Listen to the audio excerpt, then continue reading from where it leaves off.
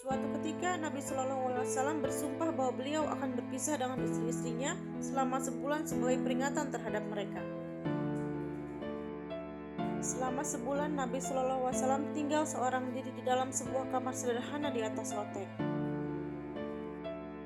Kabar angin mulai tersebar di kalangan para sahabat radhiyallahu anhu bahwa Nabi Shallallahu Alaihi Wasallam telah menceraikan semua istrinya.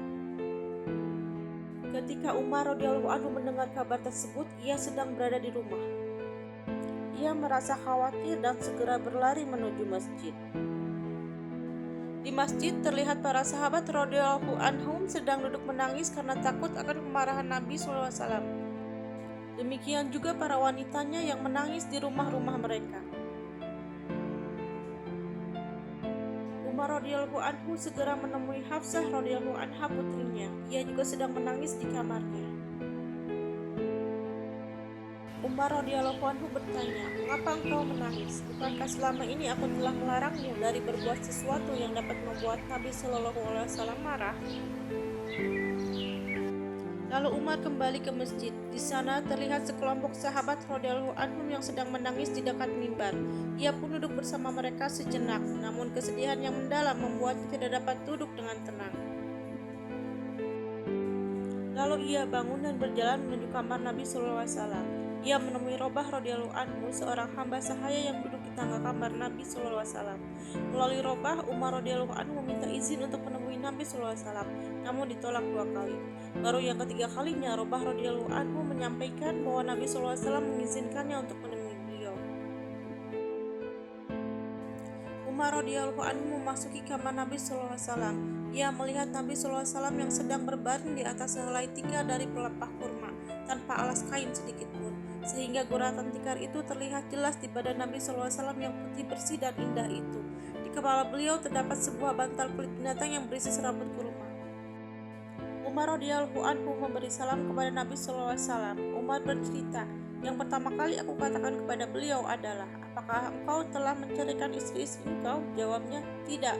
Aku pun merasa lega. Dan sambil bergurau aku berkata, 'Ya Rasulullah, kita kaum Quraisy selalu menguasai kaum wanita kita, tetapi ketika kita tiba di Madinah, kaum lelaki Ansor dikuasai oleh kaum wanita mereka, sehingga wanita-wanita kita pun terpengaruh oleh mereka.' Aku berbicara beberapa ucapan yang membuat Nabi SAW tersenyum.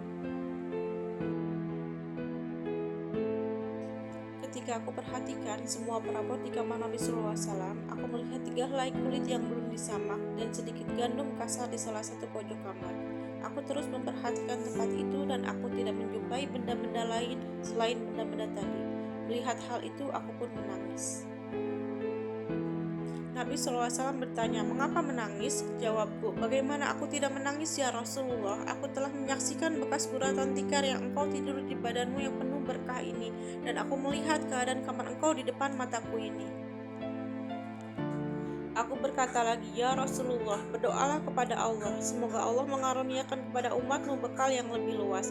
Orang-orang Parsi dan Romawi tidak beragama dan tidak menyembah Allah Subhanahu wa Ta'ala. Tapi raja mereka hidup mewah, para kaisar dan Kisra mereka hidup di taman-taman yang di tengah-tengahnya mengalir anak sungai. Sedangkan engkau adalah pesuruh Allah, orang yang sangat istimewa di sisi Allah, tetapi engkau hidup dalam keadaan seperti ini." Ketika aku mengucapkan kata-kata itu, Nabi SAW sedang bersandar di bantal. Begitu aku selesai berbicara, beliau langsung bangun sambil berkata, "Wahai Umar, tampaknya engkau masih ragu mengenai hal ini. Dengarlah, kesenangan di akhirat nanti jauh lebih baik daripada kesenangan di dunia ini. Orang-orang kafir itu mendapatkan kesenangan dan kemewahan hidup di dunia, sedangkan kita akan memperolehnya di akhirat kelak." Aku berkata, "Ya Rasulullah, berdoalah kepada Allah agar Allah mengampuniku. Aku telah bersalah dalam hal ini." Faedah dari kisah tadi adalah Rasulullah adalah pemimpin dunia dan agama sekaligus kekasih Allah Subhanahu wa Ta'ala. Tetapi beliau SAW tidur di atas helai tikar tanpa dilapisi apapun, yang menyebabkan goresan di badannya. Juga dapat kita ketahui ketika ada orang yang menganjurkannya agar beliau berdoa kepada Allah Subhanahu wa Ta'ala, beliau malah memperingatkannya. Seseorang bertanya kepada Aisyah radhiyallahu anha, bagaimanakah keadaan bantal dan kasur Rasulullah SAW Jawab Aisyah radhiyallahu anha, bantal beliau terbuat dari kulit binatang yang berisi sabut kurma. Hafsah radhiyallahu anhu juga pernah ditanya oleh seseorang, bagaimanakah keadaan bantal dan kasur Rasulullah SAW? Jawabnya, tikarnya dari sehelai karung yang dilipat dua. Pada suatu hari aku pernah melipatnya menjadi 4 lipatan agar beliau merasa lebih nyaman. Aku hamparkan alas tersebut untuk berbaring beliau. Keesokan paginya Nabi SAW bertanya kepadaku, apa yang telah kamu hamparkan untukku tadi malam? Jawabku, kain yang sama, tetapi aku melipatnya menjadi 4 lipatan. Sahut beliau, lipatlah seperti dulu. Kenyamanan seperti tadi malam telah menghalangiku dari bangun tahajud. Sedangkan keadaan kita sekarang ini selalu ingin tidur di atas kasur yang empuk dan nyaman. Perhatikanlah betapa Allah Subhanahu wa Ta'ala telah mengaruniakan nikmat yang luas. Namun, jangankan mensyukurinya, justru dari bibir kita selalu terdengar keluhan.